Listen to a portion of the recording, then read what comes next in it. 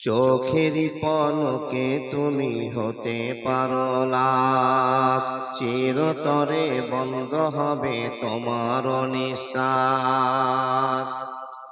হবে এলাম তোমার নাম মসজিদের মাইকে, হবে এলাম তোমার নাম মসজিদের মাইকে। বাড়িওয়ালা নাই রে বাড়ি নাই রে দুনিয়াতে, গাড়িওয়ালা নাই রে গাড়ি নাই রে দুনিয়াতে। জমিওয়ালা নাই রে জমি নাই রে দুনিয়াতে, টাকাওয়ালা নাই রে টাকা নাই রে দুনিয়াতে। তোমার ভয়ে থাকতো মানুষ ছিল বাহাদুরি, ভাবনি হাওয়ায় ওড়া তুমি যে রঙিন ঘড়ি। তোমার ভয়ে থাকতো মানুষ ছিল বাহাদুরি, ভাবনি হাওয়ায় ওড়া তুমি যে রঙিন ঘড়ি। সুতোয় টান দিলে মাবুদ ও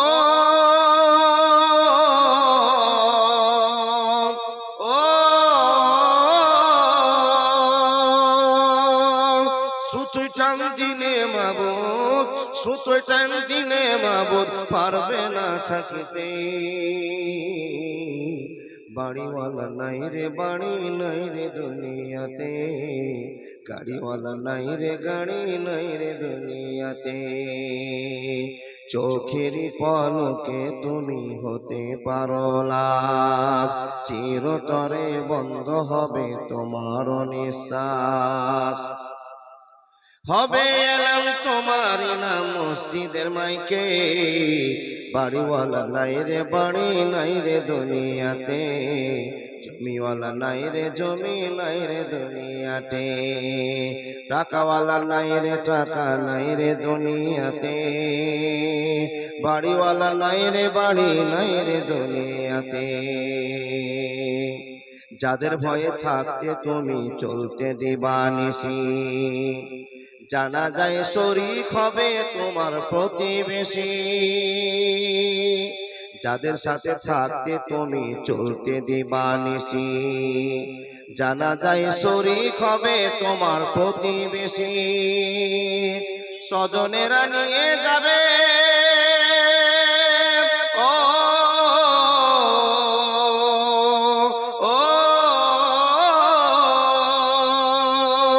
স্বজনেরা নিয়ে যাবে, স্বজনেরা নিয়ে যাবে তোমায় খাটলাতে।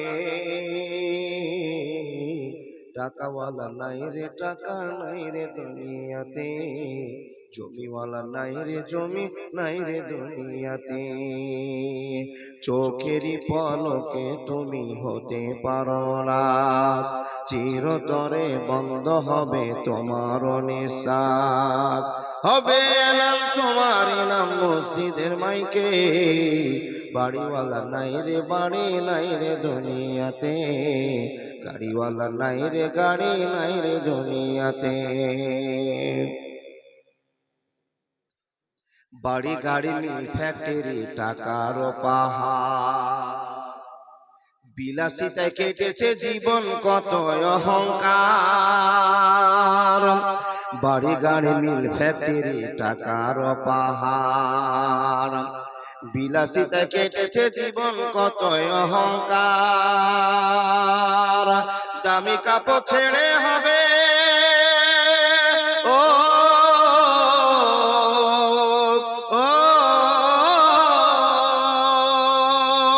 দামি কাপড় ছেড়ে হবে, দামি কাপড় ছেড়ে হবে সাদা কাফন পরিতে। বাড়িওয়ালা নাই রে বাড়ি নাই রে দুনিয়াতে, টাকাওয়ালা নাই রে টাকা নাই রে দুনিয়াতে, গাড়িওয়ালা নাই রে গাড়ি নাই রে দুনিয়াতে, জমিওয়ালা নাই রে জমি নাই রে দুনিয়াতে। লিল্লাহি তাকবীর। আওয়াজটা মহব্বত দিয়ে বলো না, লিল্লাহি তাকবীর। চলমান সভার যোগ্যতম নির্বাচিত সভাপতি মহাশয়, উপস্থিত অগণন আলেমে দ্বীন, সম্মুখে বসে থাকা দিন প্রিয়, ইসলাম প্রিয়, সুপ্রিয় শ্রোতা মণ্ডলী, পর্দার আড়ালে বসে থাকা অত্র এলাকার শিক্ষিতা মা ও বোনেরা, লাখো কোটি শুকরিয়া সে আল্লাহ, যে আল্লাহ পবিত্র রমজান মাস পার করে তার 6 দিনের মাথায় 26 তারিখে এই দিনটিকে কবুল করে আল্লাহ আমাদেরকে সুষ্ঠু পরিবেশে সুন্দর মানুষের পরিচয় দিয়ে বসিয়ে রেখে ইমানের সাথে সন্ধ্যা থেকে এখন পর্যন্ত পবিত্র হাদিস ও কোরআনের কথা শোনাচ্ছেন। সে আল্লাহ লাখ কোটি শুকরিয়া, বলুন আলহামদুলিল্লাহ। তারপরে পরে তার ভালোবাসার নবী, মায়ার নবী, বিশ্ব নবী, নবী মুহাম্মদ রাসূলুল্লাহ সাল্লাল্লাহু আলাইহি ওয়াসাল্লামের প্রতি লাখো কোটি দুরূদ ও সালাম শান্তির ধারা বর্ষিত হোক। আল্লাহুম্মা সাল্লি আলাইহি, আল্লাহুম্মা বারিক আলাইহি। ভাই ও বাবা, আপনাদের কাছে খুব পরিচিত মানুষ আমি, এবং প্রধান বক্তাও সাহেবকে আপনারা অনেকবার দেখেছেন, আর আমিও কিছু কিছু মানুষকে চিনতে পারছি। উভয়ের একটা ভালোবাসা, ভ্রাতৃত্ব। যেই ভালোবাসা ভ্রাতৃত্বের আলোচনার মাধ্যম দিয়ে আমরা চালিয়ে যাব, আপনি মুসলমান, আমি মুসলমান, আমি জানি, আপনিও জানেন, কিন্তু আপনি আমার কাছে শুনবেন, ভুলা কথাটা মনে করবেন, আমলে ফিটিং করবেন, এটাই হলো জালসা, নাকি বাবা? আমরা শুনবো এবং আমলে ফিটিং করবো ইনশাআল্লাহ। সবাই বলেন ইনশাআল্লাহ। যাই হোক, সময় তো দূর দূর করে পার হয়ে চলে যাচ্ছে। আপনাদের আমি কয়েকটা কথা জিজ্ঞেস করব। ঈদের পরে সবাই সুস্থ আছেন তো? আলহামদুলিল্লাহ। রমজান মাসে ডাক্তারের বাড়ি যেতে হয়নি, বেশি খাবার খাননি, গোলমালও হয়নি, তাই না বাবা? ঠিক কথাই। রমজান মাসটা কিসের মাস বলুন দেখি? রহমত, বরকত, ভালোবাসার মাস, তাই না? আচ্ছা, এই রমজান মাসটা আমাদের জন্য বিপদ না আনন্দ? ঠিক করে বলছেন তো? আনন্দ। তো কেমন কষ্ট পেয়েছিলেন বলুন তো? 4টার সময় হাটে গিয়েছিলেন, সারাদিন বাজার করেছেন, 4টা যেমনই বেজেছে মনে হচ্ছে আপনার বাড়ি আসতে পারবেন না, এরকম হয়নি? আসতে পারবেন না, সব ব্যাগকে রেখে দিয়ে গাছের নিচে বসে গেলেন। আল্লাহ, কি করব? রোজা ছাড়তেও পারছি না, আর পানি খেতেও পারছি না, আর বাড়ি যেতেও পারছি না। অনেকক্ষণ বসে বসে রেস্ট করবার পর মনটাতে একটা সিদ্ধান্ত করলেন, আল্লাহ, আমি যদি মরেও যাই রোজা ছাড়বো না। আচ্ছা বলুন তো, এই যে কষ্টটা আপনি করলেন, আমি করলাম, আমরা করছি কি করবার জন্য? কাকে খুশি করবার জন্য? জোরে বলুন, কাকে? আলহামদুলিল্লাহ, আল্লাহকে খুশি করার জন্য তাহলে আমরা রোজা করলাম। এবার আমার দ্বিতীয় প্রশ্ন, আমরা যে রোজা করলাম, তারাবির নামাজ পড়লাম, লাইলাতুল কাদার জাগলাম, আমরা কি আল্লাহকে খুশি করতে পেরেছি মনে হচ্ছে?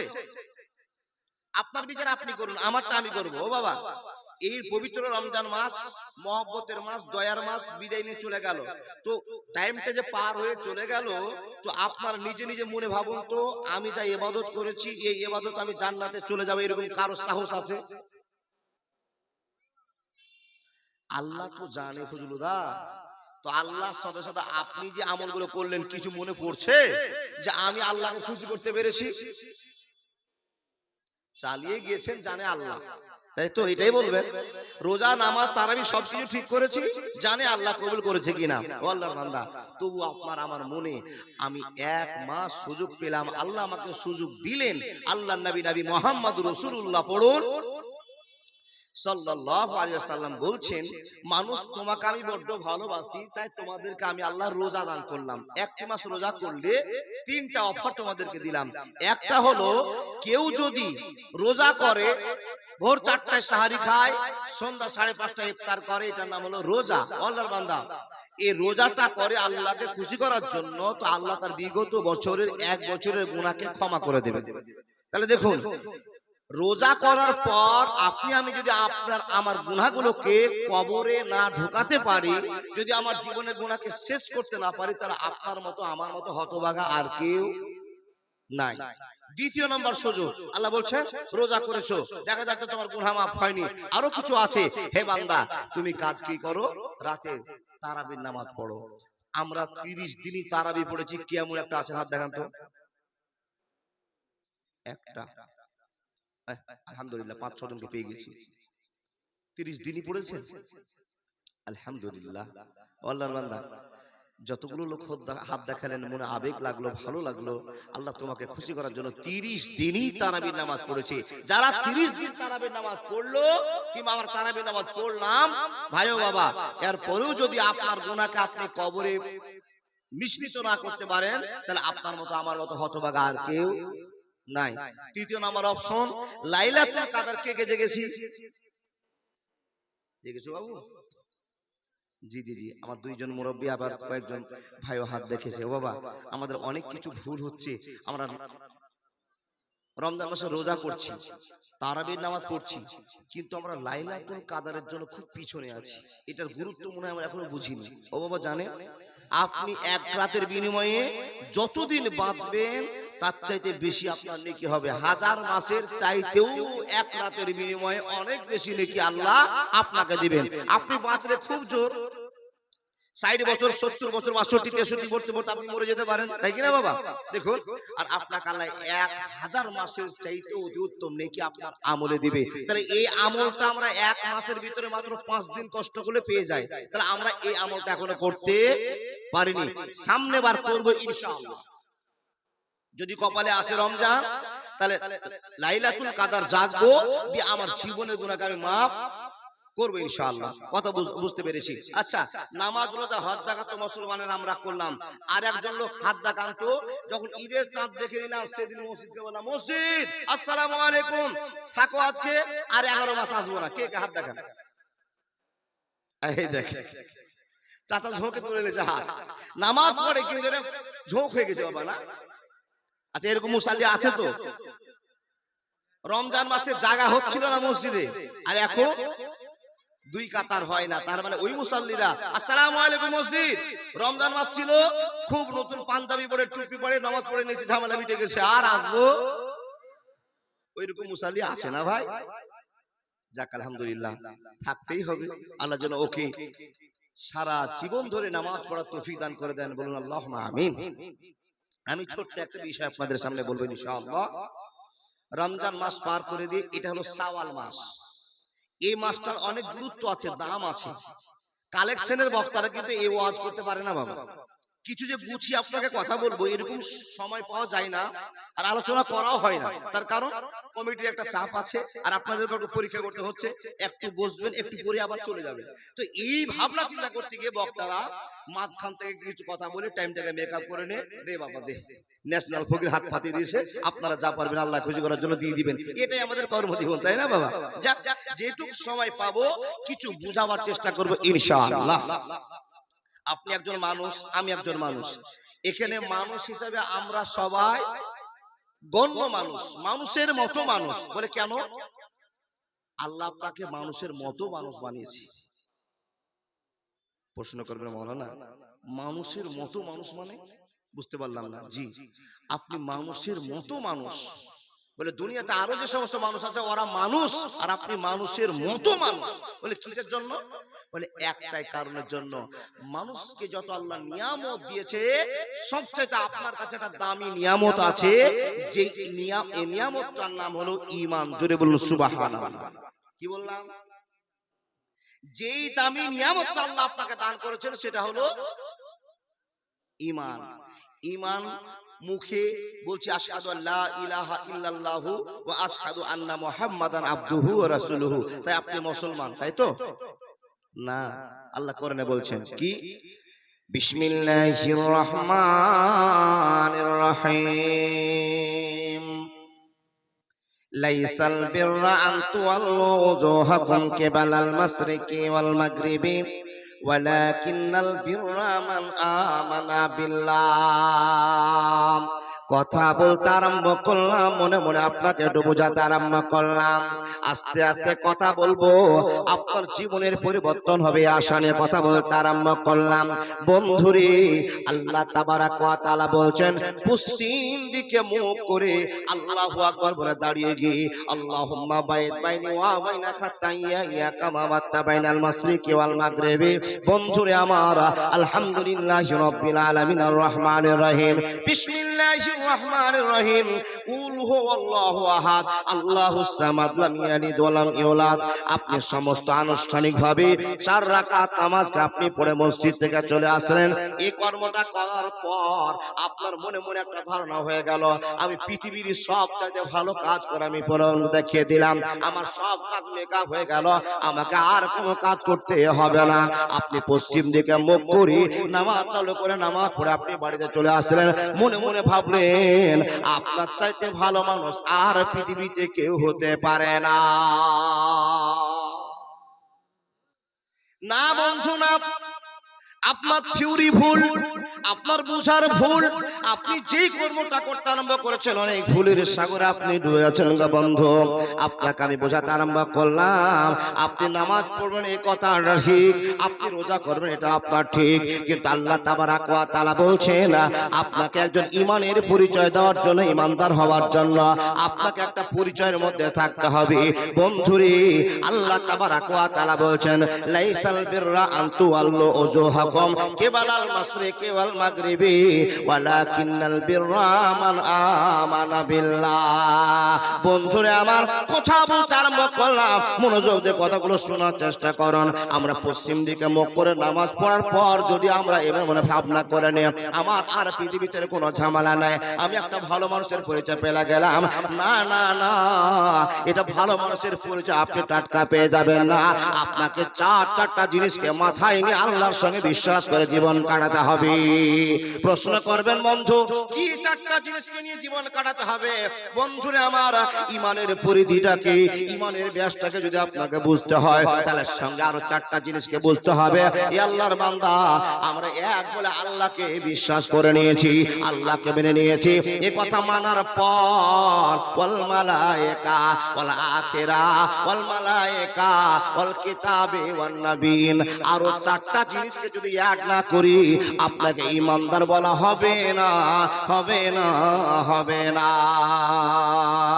তোমাকে ডাকি যদি একবার আল্লাহ আমাকে কাছে টানো বারবার, তোমাকে ডাকি যদি একবার আল্লাহ আমাকে কাছে টানো বারবার, যদি ভুল করে যায় আমাকে দিও ঠায়, যদি ভুল করে যায় আমাকে দিও ঠায়, দিও দিশা এইটুকু আবদার আল্লাহ আমাকে কাছে টানো বারবার, তোমাকে ডাকি যদি একবার আল্লাহ আমাকে কাছে টানো বারবার, আল্লাহ আমাকে কাছে টানো বারবার। আওয়াজ করে বলো না লিল্লাহি তাকবীর। ভাই বাবা, তাহলে আমাদেরকে আল্লাহ দয়া করেছেন, মানুষের মতো মানুষ বানিয়েছেন। এই মানুষের মতো মানুষ হওয়ার সবচেয়ে বড় নিয়ামত যেটা পেয়েছি, সেই নিয়ামতটার নাম হলো ঈমান। আল্লাহ আমাদেরকে ভালোবেসে আমাদেরকে ঈমানদার বানিয়েছেন। জোরে বলুন সুবহানাল্লাহ। যেদিন আমরা ঈমান পেলাম, ঈমানের ব্যাসকে পরিধিকে বুঝলাম, সেই দিন থেকে আপনার গুরু দায়িত্ব পড়ে গেল। এই বাবা দেখুন, যেই দিন থেকে আপনি আল্লাহকে বিশ্বাস করে নিলেন, রাসূলুল্লাহকে আপনি নবী বলে মেনে নিলেন, সেই দিন থেকে আপনার জীবনের কর্ম ব্যবস্থা, আপনার কর্মজীবনটা একটু আলাদা হয়ে গেল। আপনার গোটা পৃথিবী যেই দিকে চলবে ওই দিকে আপনি চলতে পারবেন না। বন্ধুরে, আপনার এই গোটা পৃথিবী যেই দিকে দৌড়বে আপনি সেই দিকে দৌড়তে পারবেন না। বলে মাওলানা, কেন আমরা সেই দিকে দৌড়তে পারবো না? আল্লাহ তাবারাক ওয়া তাআলা নবী মুহাম্মদ বলছেন, হে পৃথিবীর মানুষ, যেই দিন তুমি মুখ থেকে বলে দিলে আশহাদু আল্লা ইলাহা ইল্লাল্লাহু ওয়া আশহাদু আশহাদু আন্না মুহাম্মাদান আবদুহু ওয়া রাসূলুহু। ইয়া আল্লাহ তোমাকে রব বলে মানলাম, তোমাকে আমি স্বীকৃতি দিলাম, তোমার বান্দা হয়ে গেলাম, আর তোমার বান্দা এবং রাসূলকে আমি নবী বলে মেনে নিলাম। ইয়া আল্লাহ আমার কর্মজীবনটা আর মুনাফিকের মতো হবে না, আর বেঈমানের মতো হবে না, আর চোরের মতো হবে না।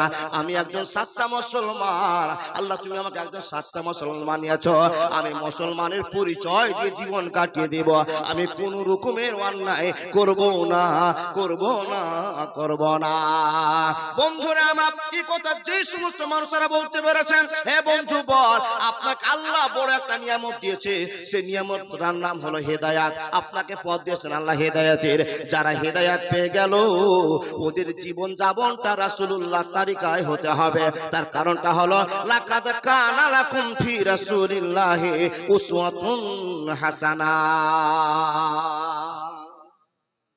দেখেন পৃথিবীতে আপনি যত নিয়ামত পেয়েছেন সব চাইতে বড় নিয়ামতের নাম হলো হেদায়েত। আচ্ছা বলুন তো হেদায়েতের মালিক কে? আল্লাহ। জোরে বলুন না, হেদায়েতের মালিক কে? তাহলে আমরা এমনিতে হেদায়েত পাই নি, আল্লাহ আপনাকে আমাকে দয়া করেছেন, তাই তো আপনি আমি হেদায়েত পেয়ে মুসলমানের পরিচয় দিতে পেরেছি। আচ্ছা মুসলমান হয়ে খুশি?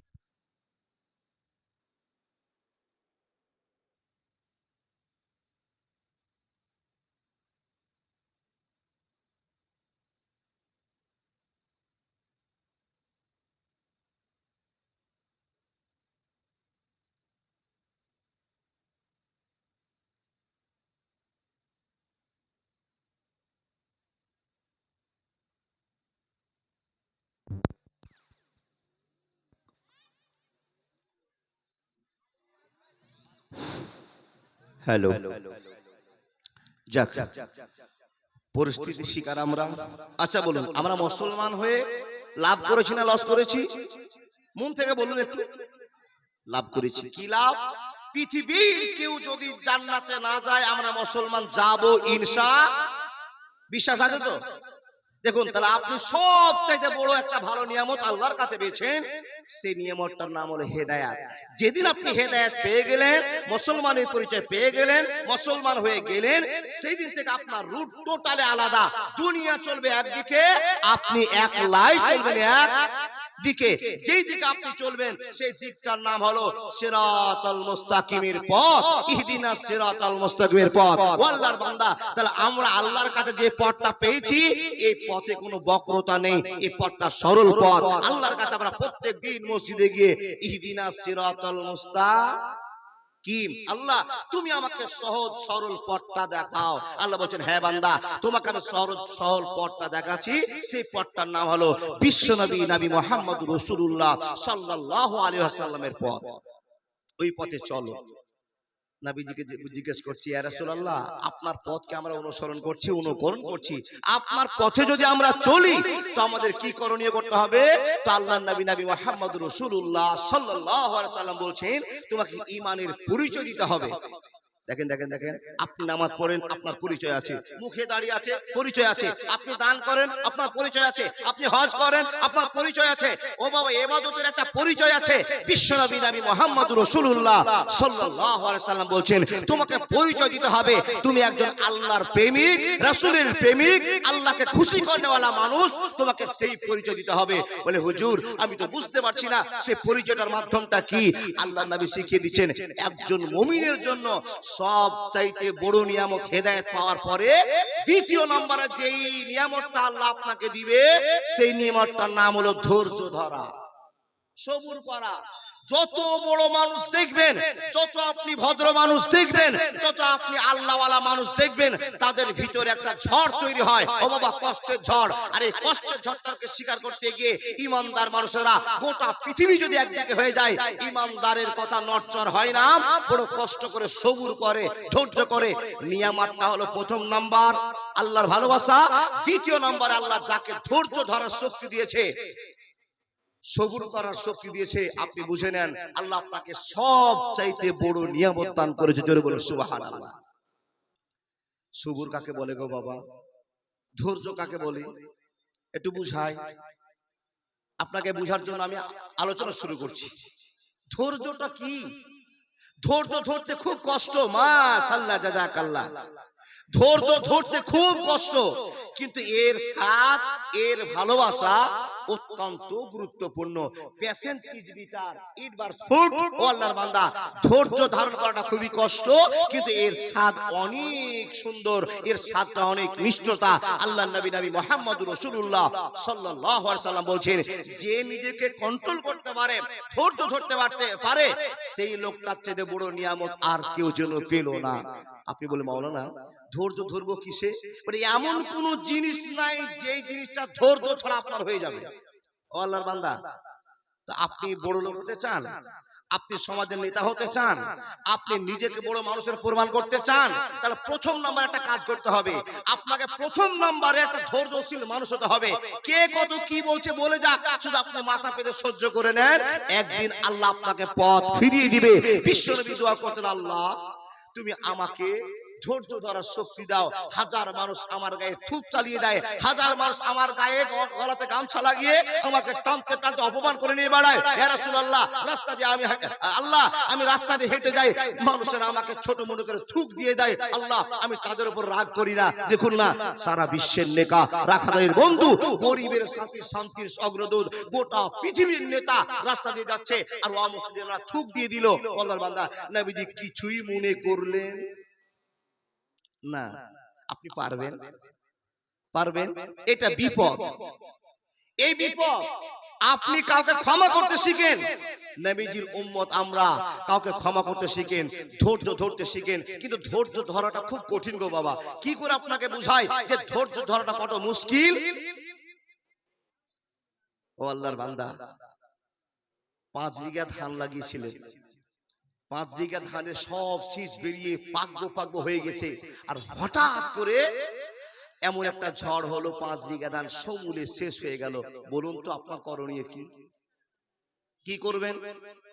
দেখেন, ইমানদার মানুষকে আল্লাহ জ্ঞান দিচ্ছেন। এই ইমানদার, আজকে তুমি কায়দা নিয়ে না গিয়ে কালকে কায়দা নিয়ে জমিতে যাবে, ভুট্টা পেকে গিয়েছে কিংবা ধান পেকে গিয়েছে, নিয়ে যাবে কালকে কায়দা তুমি ফসলগুলো কাটার জন্য। হঠাৎ করে রাত 11টার সময় ঝড় চালু হয়ে গেল, পাথর চালু হয়ে গেল, 5 বিঘার 5 মণ ধানও বাড়ি নিয়ে আসতে পারলেন না। সে সমস্ত অবস্থা কি হবে? আপনার করণীয় কি কারো জানা আছে? কি করবেন বাপ? জি না, মিথ্যা কথা বলবেন না। আজকে এত সুন্দর একটা জালসা হচ্ছে, কত রকমের অ্যারেঞ্জমেন্ট, কত রকমের ব্যবস্থাপনা, আর হঠাৎ করে যেমনই বক্তা উঠতে যাবে, আর কোন দিক থেকে কালবৈশাখী ঝড় এসে ঝরঝর করে পানি পড়তে গোটা জালসাটা শেষ হয়ে গেল। গোটা গ্রামবাসী বলছে, আল্লাহ তুমি যা করলা বড় মন খারাপ হয়ে গেল বাবা। এটা যদি কোনো মানুষ করতো, তো আমাদের জানতে পার ধরে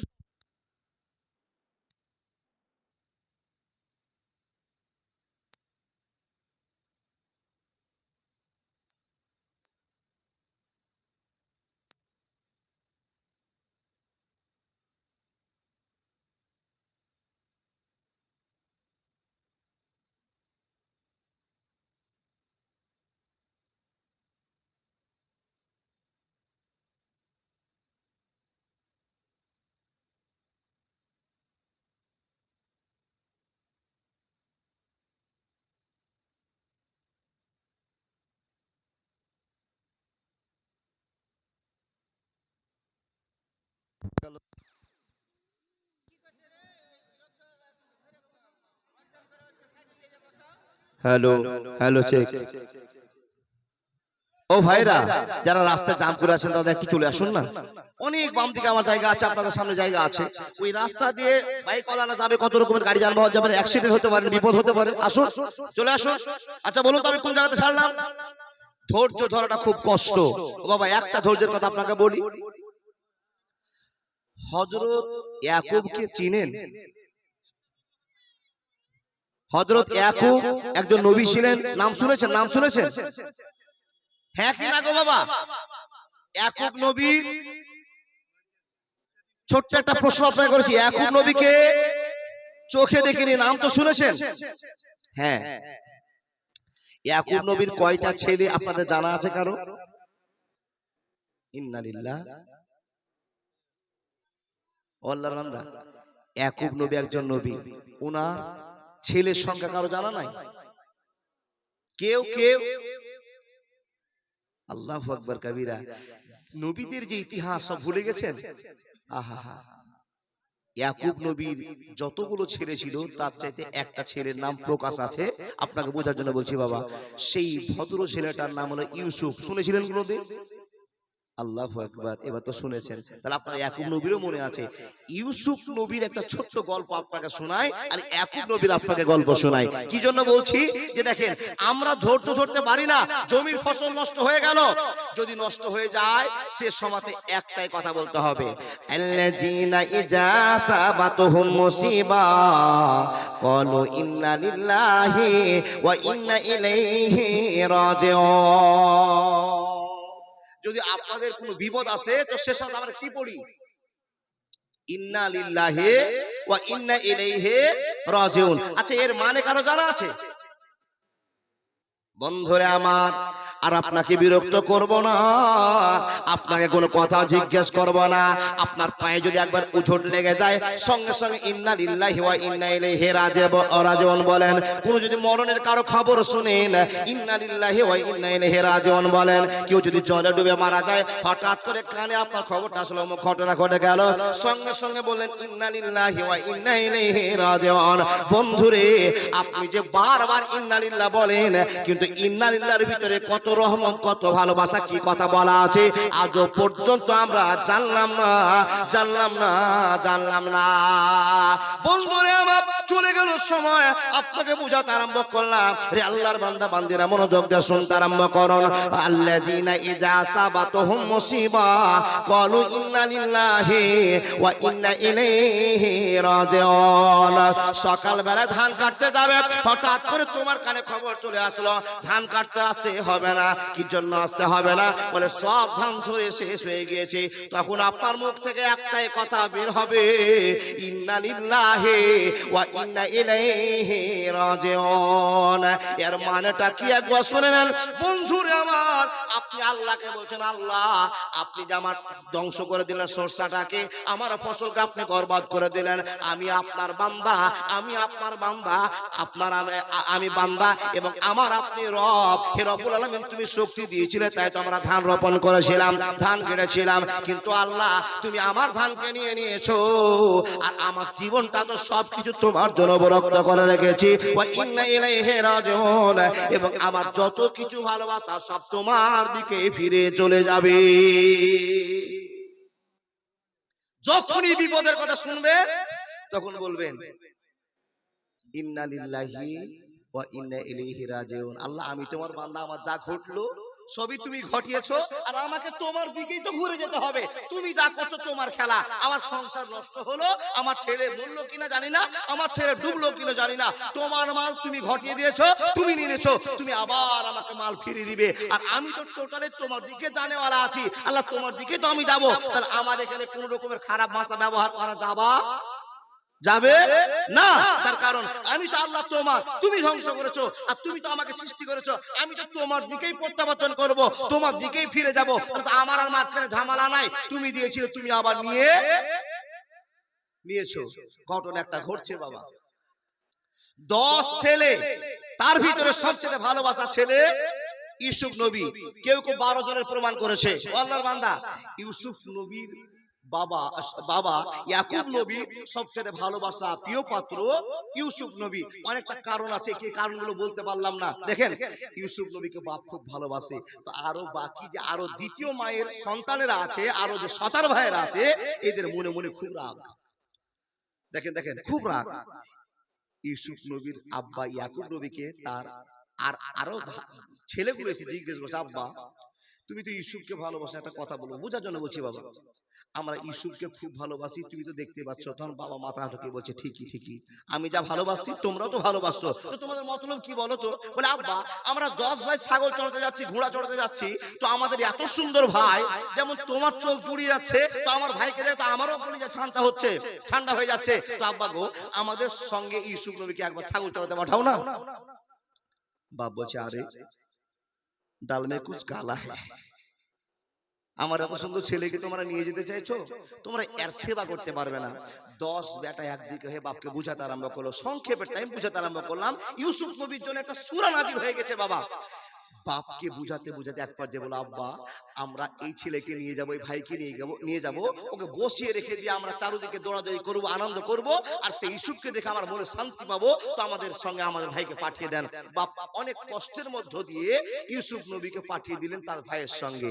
এ বন্ধু আমার, চলে গেলেন ভাইয়ের সঙ্গে। যাওয়ার পরে মাঠের ভিতরে যে কেসটা চালু হলো, ঘটনা ঘটতে আরম্ভ করলো। 10 ভাই মাঠের ভিতরে যাওয়ার পর ইউসুফকে নিয়ে একটা ষড়যন্ত্র চালু হয়ে গেল। 10 ভাই 10 রকম মত করতে আরম্ভ করলো। কেউ বলছে মেরে ফেলে দাও, কেউ বলছে হাঁকিয়ে দাও, কেউ বলছে আর এক রকম ব্যবস্থা করে নাও। তাদের ভিতরে একটা গোলমাল চালু হয়ে গেল। এমন তো টাইমে তাদের বড় ভাই বলছে তোমাদের কথা শোনা যাবে না, আমি যেটা সিদ্ধান্ত নিই সেটা তোমরা মানতে আরম্ভ করো। তো বড় ভাই তুমি কি এমন সিদ্ধান্ত নিবে? তখন বড় ভাই বলছে ইউসুফকে মারতে হবে না, কোন গ্রামে তাড়িয়ে দিতে হবে না, একটা কাজ করতে হবে, ইউসুফকে একটা নিরিবিলি জায়গাতে জঙ্গলের ভিতরে কুয়া আছে, ওই কুয়ার ভিতরে ইউসুফকে ফেলে দিতে হবে। খুব শর্ট টাইম। 10 ভাই যুক্তি করে দিয়ে বাবা ইউসুফ নবীকে ফেলে দিলেন। বন্ধুরে আমার, পবিত্র কোরআনের সম্পূর্ণ গল্প, কোন গাঁজাখড়ি গল্প আপনাদের সামনে উপস্থাপন করতেছি না। আল্লাহর বান্দাবান্দি মনোযোগ দিয়ে শোনেন। 10 ভাই যুক্তি করেছে, আর যুক্তি করবার ইউসুফ নবীকে সে জঙ্গলের কুয়াতে কূপে ইন্দারাতে ফেলে দিয়েছে। লম্বা ঘটনা পার হয়ে চলে গেল। ইউসুফ নবী পড়ে থেকে গেল। ইউসুফ নবীকে আল্লাহ উদ্ধার করে দিলেন। এরা ফেলে দিল। ফেলে দেওয়ার পর আব্বার কাছে তো সন্ধ্যার সময় খবর দিতে হবে, আব্বা আমাদের সঙ্গে ইউসুফ নবীকে তুমি পাঠাচ্ছিলে না, আর আমরা জোর করে ইউসুফকে নিয়ে মাঠে চলে গেলাম আনন্দ করবার জন্য, কিন্তু তুমি যেটা বলছিলে আব্বা সেটা তো সত্য হয়ে গেল, তোমার ইউসুফকে বাঘে ধরে ছিঁড়ে খেয়ে নিয়েছে। বন্ধুরে আমার, বিশ্ব নবী নবী মুহাম্মদুর রাসূলুল্লাহ সাল্লাল্লাহু আলাইহি ওয়াসাল্লামের পক্ষে একটা ভালোবাসার কথা আপনাকে বলে যায়। মা আয়েশা রাদিয়াল্লাহু তাআলা আনহাকে জিজ্ঞেস করা হলো, ও মা আয়েশা আপনি একবার বলুন তো ইউসুফ নবীর ব্যবহার সম্পর্কে আপনার কিছু জানা আছে, ওই লোকটা সম্পর্কে কিছু ধারণা আপনার আছে? আল্লাহ তাবারাক ওয়া তাআলার নবীর স্ত্রী মা আয়েশা বলছেন, সেই যুগে ইউসুফ নবীকে আল্লাহ এত রং দিয়েছিল, এত সৌন্দর্য দান করেছিল, এত ভালোবাসা দান করেছিল, সেই সময়টা আর কোন মানুষ ইউসুফ নবীর চাইতে সুন্দর ছিল না। শুধু তাই নয়, এই ইউসুফ নবীর জন্য মেয়েরা পাগল হয়ে যেত, তার প্রেমের জন্য পাগল হয়ে যেত। অনেক লম্বা ঘটনা আছে। বন্ধুরা আমার, সব কিছুকে পিছনে ফেলার পর আপনার সামনে বলতে আরম্ভ করলাম ইউসুফ নবীর ঘটনা। বন্ধুরে, ইউসুফ নবীর কাছে এই গল্পটার জন্য আপনাকে পড়তে আরম্ভ হলো, জীবনটা ধন্য করতে আরম্ভ করতে হবে। কি নামটা গো? মোহাম্মদ ইব্রাহিম।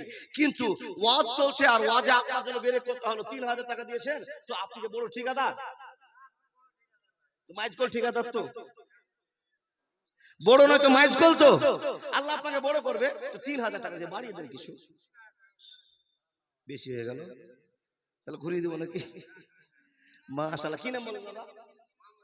মোহাম্মদ ইব্রাহিম সাহেব। বাবা, যে লোকগুলো চলে যাচ্ছে ওই লোকগুলো ঘুরে আসবে না। 3000 টাকা দিতে বলতে আমি মাইজকল ঠিকাদার। জি বুঝে গেছি। ওই ইব্রাহিম দা, আপনার জন্য ওয়াজ আজকে আছে রাস্তাতে। কি করে ওয়াজ করি বলুন তো? ইব্রাহিম দাকে ছেড়ে দিলে তো আবার সামনে বার হবে না, কেন? যে টাকা উঠবে না, তাই না? ইব্রাহিম দা তাড়াতাড়ি করে বলেন, বেশি দিব না, আর 2000 টাকা দেন অন্তত। দাদা দাদা দাদা, আর 2000 টাকা দেন, 5,000 করে দেন, জানতো? ওরে সুবহানাল্লাহ, 4000 টাকা দিয়েছি ইব্রাহিম। মাশাআল্লাহ। আজ এত টাকা লেস সব তুমি ঘুরিয়ে চলে যাবে। আল্লাহু আকবার। আর ওয়াজ হলো না বাপ? কি নাম দাদা? ডিলাক্স ভাটা। ওর নাম কি? ডিলাক্স ভাটা আব্দুল ওয়াহেদ। মাশাআল্লাহ, কত সুন্দর নামটা, আব্দুল ওয়াহেদ। আর ভাটার মালিক, ভাটা নাম হলো ডিলাক্স। মাশাআল্লাহ, স্ট্যান্ডার্ড মানুষের স্ট্যান্ডার্ড নাম, তাই না? ও দাদা 2000 টাকা ওটা ঘুরিয়ে নেন, আপনি ঘুরিয়ে নেন। আল্লাহু আকবার কবীরা।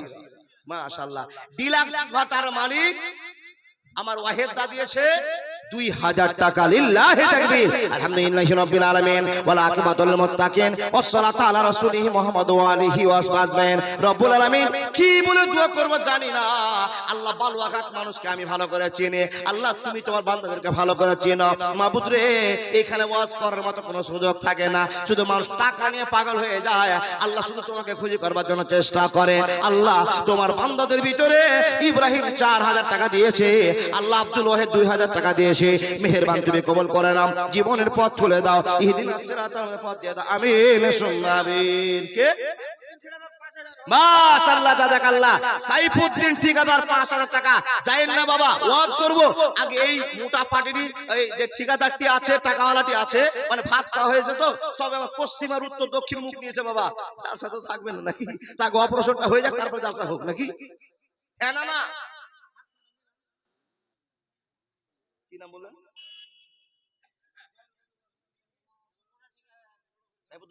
যা তাড়াতাড়ি করে তো শোনাবো। কতটি কতটা আমাকে বলে।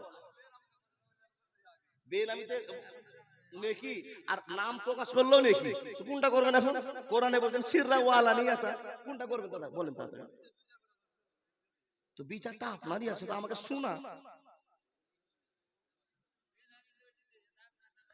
দেখেন দেখেন দেখেন, বেনামিতে দিয়েছে 5000 টাকা, আর এখন নাম করে দিবে আর 5000 শোধ হয়ে গেল, যে 10000 টাকা। মাশাআল্লাহ। ও বাবজান, এই ঠিকাদার সাহেব 5000 টাকা দিয়েছে, তো কমই দান মনে হচ্ছে। তার কারণ বালুয়াঘাটকে আমি ভালো করে চিনি, এলাকাতে অনেকবার এসেছি। আল্লাহর বান্দা অনেক টাকা দিয়ে নেওয়া আছে, কিন্তু দিচ্ছে অনেক মসজিদে, যার জন্য চাপ দিতেও পারছি না। এই মাদ্রাসা, এই কবরস্থান, এই আপনার ঈদগাহ, এই করতে করতে মুসলমানদের টাকা, অনেক টাকা দান হচ্ছে কিনা? কাউকে জোর করবো না, আপনাদের ভিতরে বাবা কেউ পারবেন 5000 করে আমি 20 জন লোকের কাছে আবেদন করছি।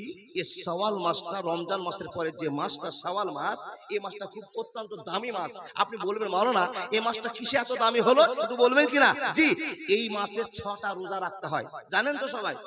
6টা যদি কেউ রোজা রেখে নেয়, তাহলে সেই লোকটাকে আল্লাহ নবী মুহাম্মদ রাসূলুল্লাহ সাল্লাল্লাহু আলাইহি ওয়াসাল্লাম বলছেন, সেই লোকটা যেন সারা বছর রোজা রাখলো। তাহলে এই মাসের একটা গুরুত্ব আছে। আপনাকে বলছি এই মাসের নেকিটাকে আপনি সঞ্চয় করুন তো দাদা, পারবেন? কেউ একটা 5000 টাকা তো হয়নি, তো বিচার যে হচ্ছে বাবা, বিচারের কাঠগড় থেকে আসামি তো পালিয়েছে। কি নাম? ওই সাইফুদ্দিন দা, আপনি যে এর আগে 15000 দিয়েছিলেন, যে ওই সাইফুদ্দিন দা এটা দেখেন তো, মনে আছে কত বছরের কথা? সমান করে দাও দাদা, সমান করে দাও। যার কাছে আল্লাহ টাকা দিয়েছে, সম্পদ দিয়েছে, দেখেন যাকে আল্লাহ সম্পদ দিয়েছে, মানুষের চোখ তার দিকে আছে বাবা, না তাই না? আল্লাহ তো সম্মান দিয়েছে, সাইফুদ্দিন দা দিবে ইনশাআল্লাহ, এটা আমার মনে একটা আশা আছে। মাশাআল্লাহ, জাযাকাল্লাহ। 7000 টাকা। মা কেন এত দামি জানে না সকলে, জানতো যদি দেখতো খুলে হাদিস কোরআন শুনে। আচ্ছা, আমার উল্টা হয় না, এদিকে নিয়ে আসবেন অপারেশন করতে। কি নাম? সাইদুর রহমান। 5000 দিয়েছেন দাদা। সাইদুদ্দা, সাইদুদ্দা, সাইফুদ্দিনের অন্তত জোড়া হন, সাইফুদ্দিনের জোড়া হন। আর আপনার মসজিদ এটা বেশি হবে। মাশাআল্লাহ। এদিকে আসেন দাদা, আমার হাতটা বেঁকা হয়ে গেল আমার দাদাকে দেখতে দেখতে।